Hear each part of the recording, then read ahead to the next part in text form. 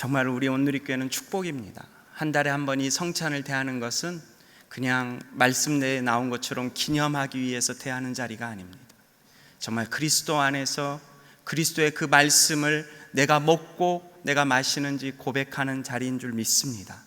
우리 귀한 성도들이 이 믿음의 자리에서 고백하며 함께 신앙의 공동체, 믿음의 공동체, 삶의 공동체를 이뤄나가는 복된 은혜가 있기를 주님의 이름으로 축원합니다. 기도하시겠습니다. 주님, 오늘 말씀을 대합니다. 주님의 말씀, 오늘 또 우리가 먹고 마신 것처럼 내 영혼의 양식이 되게 하여 주시옵소서. 우리 주 예수 그리스도 이름으로 기도하옵나이다. 아멘. 오늘 본문 말씀은 사랑에 대해서 나오는 말씀입니다. 오늘 제목이 분별력 있는 사랑을 위한 기도라고 되어 있습니다. 분별력 있는 사랑. 기독교에서 사랑을 뺀다면 아무것도 아닙니다. 그렇다면 우리도 세상의 종교와 다를 바가 없겠죠. 그러면 사랑이라고 해서 모든 것이 다 사랑인가? 온전한 사랑이 아닌 사랑은 사실 오염된 사랑이 더 많습니다. 그래서 필립 얀시는 지금 이 시대가 오염된 사랑으로 가득한 시대다라고 말합니다. 오히려 그래서 기독교의 사랑도 오염된 부분이 있다라고 표현을 하곤 합니다. 그러면 사랑의 가장 핵심은 무엇일까요? 우리 요한복음 3장 16절 말씀, 우리가 너무나 잘 아는 말씀입니다. 우리 한번 자막을 보시면서 같이 한번 읽어보겠습니다. 요한복음 3장 16절 말씀. 준비가 아직 덜 된 것 같은데 나왔습니다. 우리 한번 같이 읽어보겠습니다. 시작.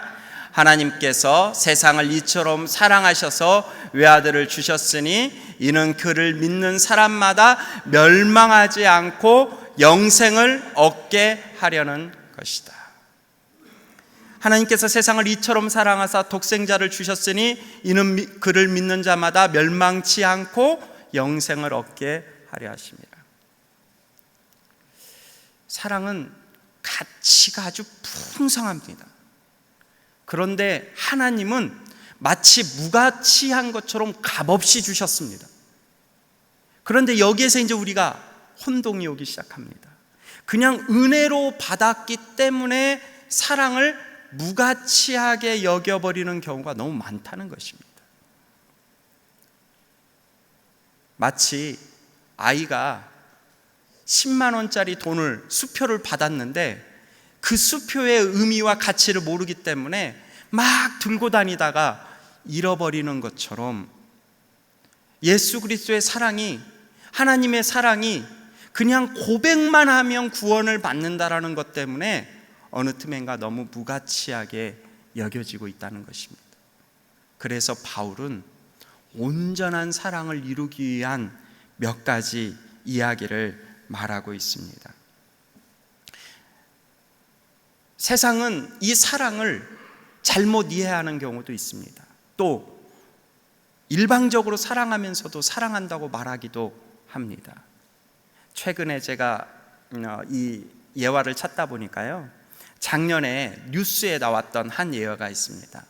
할머니와 손자가 같이 살아가는 조선 가정인데, 이 조선 가정이 할머니가 이 손자를 얼마나 사랑했는지 어느 날 이 손자가 장성해서 입영 영장이 나왔습니다. 입대 통지서라고 그러죠. 그거를 받아든 손자가 덜덜덜 떠는 거예요. 군대 가서 자기가 어떻게 생활할지를 고민하니까 답이 안 나오더래요. 자기는 약골에다가 공부만 했었기 때문에 군대라는 것이 두렵게 느껴지기 시작했습니다. 그래서 군대를 안 가는 방법을 찾은 거예요. 어떻게 하면 군대를 안 갈까? 우리 남자분들 다 경험이 있으시잖아요. 안 가려고 노력하셨던 경험. 가장 쉬운 방법, 살을 찌우자. 그래서 할머니가 매일 맛있는 고기로 몇 끼니를 먹였습니다. 그런데 최소 100kg는 넘어야 된다. 요즘은 한 120kg가 돼야만 면제된다고 그러는데 100kg를 찌우자라고 해서 많이 먹였습니다. 그런데 아시는 것처럼 살 빼는 것도 어렵지만 살 찌는 건 더 어렵잖아요. 어느 순간부터는 더 이상 찌지도 않고 먹는 것도 어려워졌습니다. 그래서 그때 포기하면 좋았을 텐데, 사람이 한번 그런 방법을 찾기 시작하니까요, 또 이상한 방법을 찾았습니다. 그래서 이 손자가 한 여자를 되게 사랑하는 것으로 이렇게 만들었습니다. 근데 이 짝사랑인 거예요. 이 여자를 많이 사랑해서 쫓아내렸는데 이 여자는 계속 이 손자를 싫어한다고 얘기하기 시작했습니다. 그러자 이 손자가 뭐라고 그러냐면, 나 이렇게 사랑 안 받아주면 죽어버릴 거야, 그렇게 얘기를 했어요. 그런데도 불구하고 이 여자가 자기가 마음에 없는 남자를 사랑하겠습니까? 그래서 이렇게 계속 도망다니고 싫다는 이야기를 했어요. 그래가지고 이 손자가 마치 죽은 것처럼 브로커를 통해서 사망 신고를 하고, 그리고 나서 장례식까지 치렀습니다. 다 이유는 군대 가지 않기 위해서. 근데 그게 얼마나 오래 가겠습니까? 2달도 채 못 가서 그것이 발각됐고, 결국 이 손자는 군대가 아니라 감옥에 가서 그 2년이라는 시간을 보내게 되었습니다. 분명히 할머니는 손자를 사랑했습니다. 그렇지만 할머니는 손자를 사랑했으나 그 사랑이 온전한 사랑이 아니었습니다. 세상 사람들만 그렇습니까? 우리가 잘 아는 다윗 있습니다. 다윗은 하나님을 너무너무 사랑했던 사람입니다. 그 다윗이 자녀들에게는 어떻게 했을까요? 사무엘의 13장에 보니까 다윗의 자녀 이야기가 나옵니다. 등장인물은 크게 3사람입니다. 암논, 다말, 그리고 압살롬. 이 암논은 누굽니까? 다윗의 장자였습니다. 세상 사람들이 봤을 때는 다음 세대의 왕이 될 사람이었습니다. 그렇기 때문에 아무도 암논에게 함부로 하지를 못했습니다. 다윗은 자녀들을 너무너무 사랑했습니다. 그래서 암논이 다말을 데려다가 범했을 때 다윗이 어떤 반응을 보였는지 우리 사무엘하 13장 바로 21절부터 23절 말씀을 한번 같이 읽어보겠습니다. 시작. 다윗 왕은 이 모든 일을 듣고 몹시 분노했습니다. 압살롬은 자기 동생 다말에게 수치를 둔 암논에게 앙심을 품었지만 암논에게 한마디도 잘잘못을 따지지 않았습니다. 그로부터 2년이 지났습니다. 압살롬이 에브라임 경계 근처에 바알하솔에서 양털을 깎을 때 그는 왕자들을 모두 그곳으로 초대했습니다. 잘못된 사랑의 대표적인 장면들이 여기에 다 나옵니다. 암논은 다말을 사랑했습니다. 그러나 범하고 버렸습니다. 압살롬도 자기 여동생인 다말을 사랑했습니다. 그러나 그 안에 분노가 생겼습니다. 다윗은 분노를 가졌습니다. 하지만 아무런 아버지로서의 제대로 된 사랑을 표현하지 않았습니다. 그 결과 이 뒤에 나오는 말씀을 보면 압살롬은 그 양털 깎는 그 축제를 버려놓고 그 2년이나 가지고 있었던 분노를 암논에게 표출하며 암논을 죽이게 되고, 그리고 자기는 도망갑니다. 그 후에 압살롬이 다시 돌아와서 다윗 왕을 배반했을 때 다윗은 압살롬을 너무 사랑했기 때문에 그를 쫓아가는 요압에게 죽이지 말아달라고 당부합니다. 다 사랑입니다. 그러나 우리는 압니다. 온전한 사랑은 아닙니다. 다 잘못된 사랑입니다. 빌립보 교회도 사랑을 알았습니다. 빌립보 교회도 사랑을 갖고 있었습니다. 예수님의 사랑을 전하기 원했고 예수님의 사랑을 품기 원했습니다. 그런데 온전하지 못한 사랑은 문제가 생깁니다. 온전하지 못한 사랑은 서로 간에 상처를 줍니다. 온전하지 못한 사랑은 서로에게 비난과 아픔을 줍니다. 그래서 바울은 온전한 사랑을 위한 기도를 이 빌립보 교회를 위해서 간절히 기도하게 됩니다. 그 온전한 사랑에 가는 방법, 바울이 했던 기도를 우리 한번 같이 보겠습니다. 먼저 9절에서 10절 말씀 같이 한번 읽어보겠습니다. 9절에서 10절 말씀 시작. 나는 여러분의 사랑이 지혜와 모든 청명으로 더욱 풍성하게 돼서 최선의 것이 무엇인지 분별할 수 있게 되기를 기도합니다. 여기까지만 먼저 보겠습니다. 사랑하는 성도 여러분, 사랑이 온전한 사랑이 되기 위해서는요, 세 가지가 필요하다고 말합니다. 그것은 지혜와 총명과 그리고 최선의 것이 무엇인지 분별할 수 있는 것이다 라고 말합니다. 바울이 말한 풍성한 사랑을 위한 첫째, 바로 지혜입니다. 지혜는요, 감정을 먼저 따라가지 않습니다. 사랑을 할 때 감정이 우선될 때가 참 많이 있습니다. 한국교회의 그런 발전의 상황과 지금 현 시대를 봐도 우리가 통성기도와 말씀을 나누거나 무슨 일을 할 때 내 감정으로 먼저 받고 이 감정으로 먼저 표출하는 경우가 참 많이 있습니다.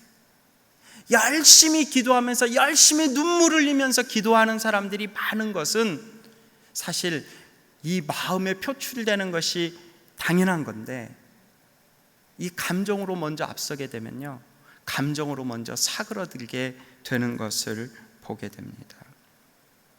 그러면 바울이 말하는 지혜의 사랑은 무엇일까요? 바로 말씀입니다. 말씀. 사랑하는데 말씀으로 인도받고 있느냐, 사랑하는데 말씀으로 사랑하느냐입니다. 저도 가끔 이렇게 젊은 청년들을 상담할 때가 있습니다.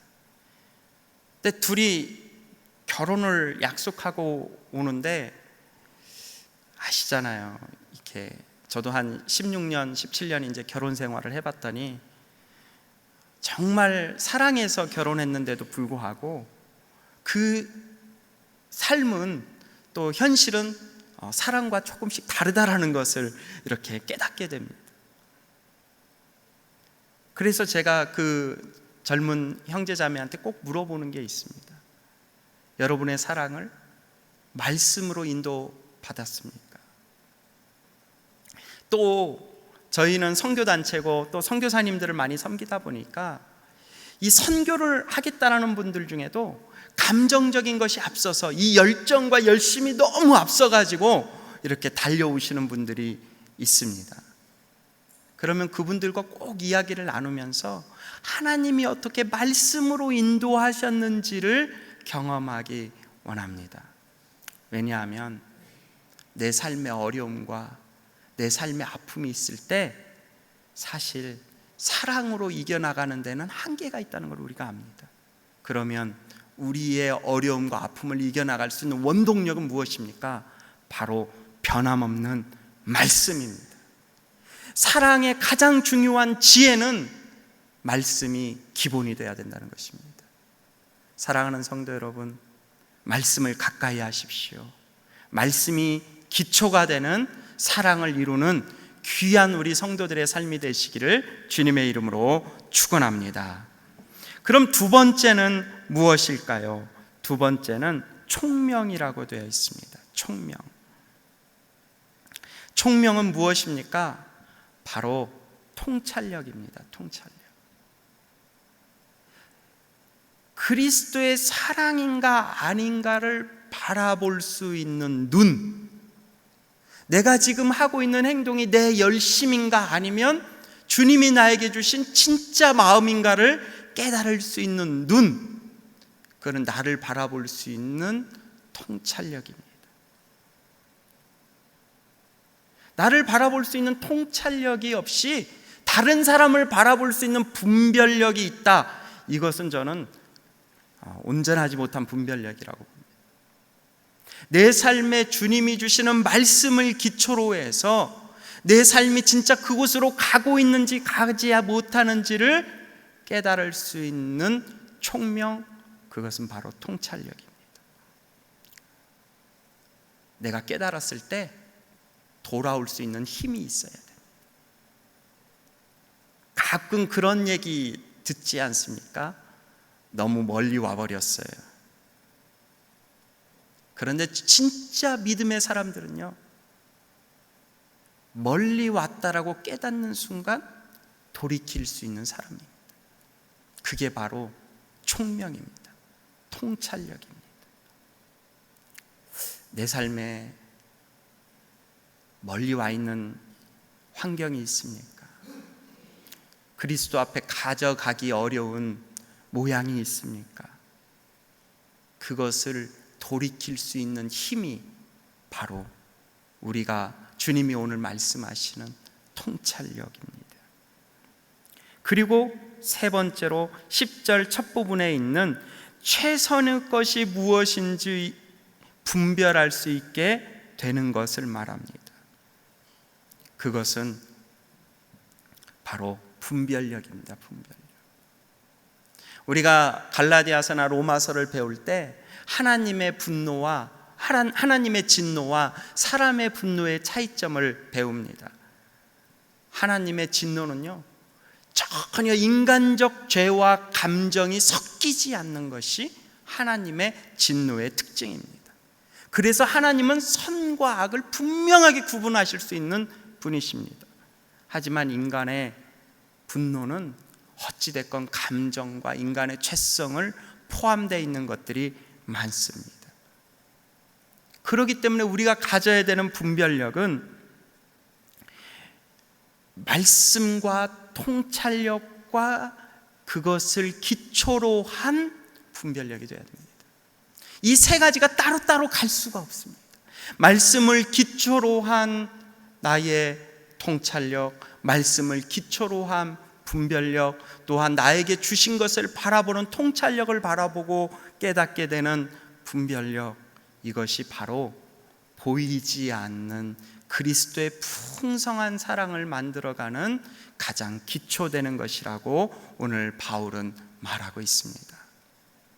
사랑하는 성도 여러분, 우리는 지금 이 셋 중에 무엇이 부족합니까? 내가 온전한 사랑을 품지 못하면서 어떻게 이웃을 사랑하고 나의 가족을 사랑하고 내 직장과 나에게 주신 것을 사랑한다고 고백할 수 있겠습니까? 우리의 삶이 풍성한 온전한 그리스도의 사랑을 경험하기 위해서 말씀을 기초로 한 내 삶의 통찰력과 또한 내 삶의 분별력을 가질 수 있는 믿음의 성도들이 되시기를 주님의 이름으로 축원합니다. 여기에 두 번째로 바울이 기도하는 내용이 있습니다. 우리 한번 10절 기도를 10절 11절 말씀을 다시 한번 읽어보겠습니다. 시작. 최선의 것이 무엇인지 분별할 수 있게 되기를 기도합니다. 그래서 여러분이 그리스도의 날까지 순결하고 흠이 없이 지내 예수 그리스도로 인한 의의 열매로 충만해져서 하나님께 영광과 찬송을 돌리게 되기를 기도합니다. 바울은 말합니다. 최선의 것이 무엇인지 분별할 수 있게 되기를. 이 말은 무슨 말이냐? 진실하여 허물이 없게 되기를 원한다고 말합니다. 우리는요, 아무리 순결하려고 해도요, 순결해 줄 수 없는 사람들입니다. 예수 그리스도를 통해서 주님 앞에 서는 날, 그것이 우리가 죽어서 주님 앞에 서든지 아니면 주님이 재림하셔서 서든지 그리스도 앞에 서서 순결한 옷을 입기 전까지는 우리는 순결할 수 없는 사람입니다. 그래서 우리를 완전하게 되기를 바라는 마음이 아니라 이 본문에 나오는 그 순결하고 흠이 없다라는 것은 위선적인 삶을 살지 말라는 뜻입니다. 마치 아담이 그 눈이 밝아져서 자기가 벗은 것을 보고 나뭇잎으로 옷을 해 입었던 것처럼, 처음 예수 그리스도를 만나서 그 온전한 사랑을 깨달았을 때에는 나의 죄와 허물에 대해서 내가 가림막이 없이 대하다가 어느 날부턴가 이 교회 공동체 안에서도 알 수 없는 가림막이 하나 둘 생기기 시작하고, 그것을 통해서 성도들 안에서도 내가 인정받으려고 하는 그러한 모양과 모습이 내 속에 있기 시작한다는 것입니다. 그들을 향해서 예수님이 말씀하시죠. 회칠한 무덤들아. 그 모습이 바리새인들과 사두개인들과 그들을 추종하는 사람들의 모습이었습니다. 우리가 어떻게 순결하고 흠이 없이 지낼 수 있겠습니까? 매일 우리가 이렇게 드려지는 성찬처럼 말씀을 대할 때에 내 안에 위선된 모습이 있다면, 내 안에 나를 감추려고 하는 그런 죄된 모습이 있다면 주님 앞에 그것을 벗어놓고 내려놓고 드릴 수 있는 믿음, 그것이 바로 바울이 고백하는 순결하고 흠없는 모습입니다. 세속에 물들지 않고 세상 사람들이 원하는 모습으로 나를 포장하지 않고 주님이 나에게 원하시는 그런 온전한 모습을 매일매일 선한 싸움으로 싸워나가며 하나님 앞에 드려질 수 있는 믿음의 사람들이 되시기를 다시 한번 축원합니다. 바울이 말하는 또 온전한 사랑을 이룰 수 있는 방법이 무엇이겠는가? 바울의 기도 세 번째, 우리 다시 한번 11절 말씀 같이 한번 읽어보겠습니다. 11절 말씀 시작. 예수 그리스도로 인한 의의 열매로 충만해져서 하나님께 영광과 찬송을 돌리게 되기를 기도합니다. 예수 그리스도로 인한 의의 열매. 그리스도인은 다 하나님의 자녀이지요. 그리고 그리스도인은 다 하나님의 자녀다운 삶을 살아야 합니다. 그런데 의의 열매가 정말 있느냐는 겁니다. 이 의의 열매는 우리가 아는 것처럼, 갈라디아에서 나온 것처럼 성령의 9가지 열매가 대표적으로 나옵니다. 사랑과 희락과 화평과 오래 참음과 자비, 양성, 충성, 온유, 절제. 이 9가지 대표되는 열매들이 내 삶에서 정말 있느냐는 것입니다. 은사는요, 사실 열매가 아닙니다. 제가 이렇게 한국에 들어와서 공동체를 섬기다 보니까 깨달은 게 있어요. 가르치는 걸 좋아하시는 분들은 가르치는 은사를 가지고 이렇게 공동체를 섬기는데, 사실은 그 은사가 열매가 되기도 하지만 또 상처가 되기도 합니다.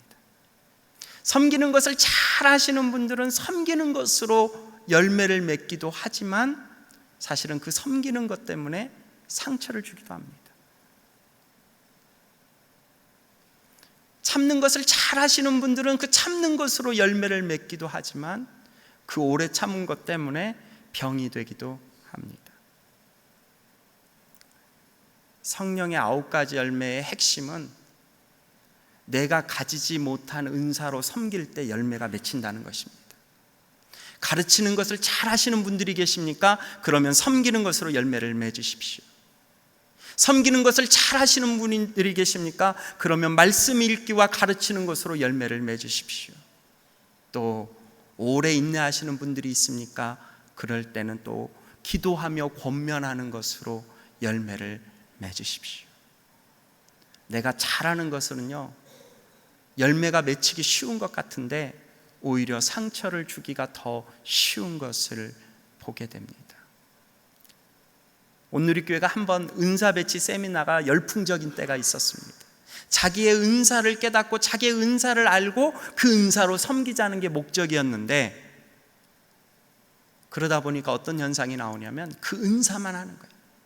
근데 그 은사는 오랜 시간 동안 반복되어졌기 때문에 어쩌면 내 안에 온전하지 못한 은사도 그냥 가까운 은사로 이렇게 나오는 경우가 있어요. 진짜 믿음의 열매는 내가 잘하지 못하는 것, 내가 연약한 것, 내가 부족한 것, 그것을 깨닫고 그것으로 섬겨서 그것으로 의의 열매를 맺는 일, 저는 이것이 하나님이 기뻐하시는 진정한 열매라고 믿습니다. 내 삶에 지금, 아니면 우리 양재 온누리교회에 지금 부족한 부분들이 있습니까? 부족한 것들이 보입니까? 그 은사를 가지고 있는 사람들이 나와서 일하지 않는다고 마음에 불편함이 있습니까? 그것을 보게 하셨다면 주님은 나를 그곳에 섬기기 원하시는 마음이십니다.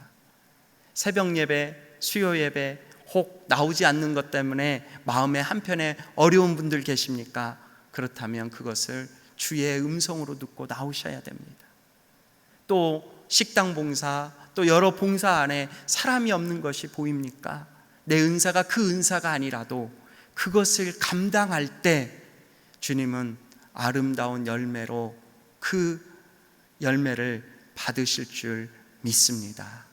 그래서 양재 온누리교회는 한 곳에 치우친 열매들이 맺히는 교회가 아니라 주님이 원하시는 아름다운 열매들이 곳곳에 주렁주렁 열릴 수 있는 믿음의 공동체가 되시기를 주님의 이름으로 축원합니다. 마지막으로 우리 한번 11절 말씀 한 번만 더 읽어보겠습니다. 시작. 예수 그리스도로 인한 의의 열매로 충만해져서 하나님께 영광과 찬송을 돌리게 되기 기도합니다. 바울이 지금 말한 것을 제가 한번 그림으로 보겠습니다. 처음 얘기했던 지혜와 총명과 그리고 분별력은요, 보이지 않는 겁니다. 각 개인에게 이렇게 마치 땅 아래 숨겨져 있는 것처럼 자양분으로 남아있는 거예요. 이 자양분으로 있는 것이 내 삶에 순결하고 흠이 없는 위선적인 것을 벗어버릴 때 이렇게 자라납니다. 자라나서 그 나무가 열매를 맺게 됩니다. 그런데 바울은 말합니다. 여러분이 갖고 있는 그 풍성한 사랑, 그 풍성한 자라남, 풍성한 열매가 누구를 위해서 있는 겁니까? 하나님 나라의 영광과 찬송을 돌리기 위해서 있습니다. 이것이 성도의 삶의 목적이라는 것입니다. 내 삶의 한순간의 기쁨, 내 순간의 한순간의 그런 행복, 또 내가 주님 앞에 자랑하기 위해서 내려놓는 존재가 아니라 바로 주님 앞에 영광과 찬송을 돌리기 위해서 가지게 된다는 것입니다. 가끔 저에게 어떤 장로님이나 어떤 집사님들이 와서 질문을 합니다. 그분들은 우리 온누리교회가 선교사를 많이 보내는 것에 대해서 불편한 마음이 있으신 분들이십니다. 그래서 말씀하십니다. 아니 목사님, 왜 온누리교회는 이 많은 재정과 이 많은 인력을 해외 선교에만 투자합니까? 좀 더 국내에 가난한 사람들, 국내의 많은 이들을 위해서 가져가야 되지 않겠습니까? 저는 그때 꼭 그렇게 대답합니다. 맞습니다. 우리는 영혼을 위해서 투자를 해야 됩니다. 그런데 영혼의 형평성을 보면 그 땅, 인도네시아, 스리랑카, 또 아프리카 수많은 나라에 하나님을 한 번도 들어보지 못한 사람, 나를 지으신 목적, 하나님의 영광과 찬송을 돌리기 위해 지은 그 목적을 모르는 이들에게 우리는 사람을 보내서, 선교사를 보내서 당신을 지으신 하나님의 목적이 바로 하나님을 영화롭게 하고 찬송하기 위해서 지으신 목적이라는 것을 알려주기 위해서 우리는 사람을 보냅니다. 그런데 성도 여러분, 기억하셔야 될 것은 이 땅에서 이 예배 가운데 나의 지은 목적을 분명히 깨닫지 못한 사람이 어떻게 복음을 전할 수 있겠습니까? 어떻게 복음을 가질 수 있겠습니까? 9월달 표어가 와서 보라는 그 표어를 가지고 있습니다. 그런데 사랑하는 성도 여러분, 정말 나의 있는 이웃, 나에게 믿지 않는 내 가족과 내 직장 동료와 내 이웃들에게 당신은 정말 하나님의 영광과 찬송을 위해서 지어졌다라고 이야기할 수 있겠습니까? 그 이야기를 할 수 있는 가장 큰 힘은 바로 내 안에 주님께서 나를 그런 영광과 찬송을 받기 위해 나를 지으셨다라는 고백과 감사가 있을 때 가능한 줄 믿습니다. 오늘 주님은 우리가 믿음 가운데 자라가기를 원하셨습니다. 주님은 오늘 우리가 믿음 가운데 고백하기를 원하셨습니다. 지금 주님은 우리에게 온전한 사랑을 가지기 원하셨습니다. 그런데 주님은 그 사랑을 이웃들에게 나누고 그 사랑을 하나님이 기뻐하시는 그런 아름다운 존재로 살아가기를, 고백하기를, 그렇게 만들어가기를 요청하고 있습니다. 바울이 빌립보 교회에게 맹목적이거나 무관심적인 그러한 잘못된 사랑이 아니라 지혜와 총명과 분별력을 가진 풍성한 사랑이 넘치는 교회, 또 온전한 흠과 거룩함으로 자라가는 교회, 그리고 의의 열매가 풍성한 교회로 자라서 그 열매들을 오직 주님의 영광과 주님의 그 찬양을 받을 수 있도록, 드려질 수 있도록 그러한 교회가 되기를 기도했던 것처럼 오늘 우리 양지온누리교회가 그런 온전한 사랑, 풍성한 사랑으로 이웃들에게 그 열매를 같이 나누어서 주님을 같이 찬양하고 주님 앞에 영광 돌릴 수 있는 그런 믿음의 공동체가 되시기를 주님의 이름으로 축원합니다. 우리 한번 같이 기도하겠습니다. 이 시간에 기도할 때 주님, 내 안에 지혜와 또한 통찰력과 분별력이 부족합니까? 주님, 그것을 허락하여 주시옵소서. 내 삶에 아직도 위선된 모습, 내 안에 그러한 그 감추어진 모습이 있습니까? 주님, 그것을 깨끗게 하여 주시옵소서. 주님, 우리 온누리 공동체가 거룩한 의의 열매를 맺어서 이웃과 성도들에게 나누어서 온전한 믿음과 고백이 가득한 그런 사랑 공동체, 그런 의의 열매 공동체가 될 수 있게 해달라고 우리 입술을 가지고 한번 고백하며 같이 기도하겠습니다.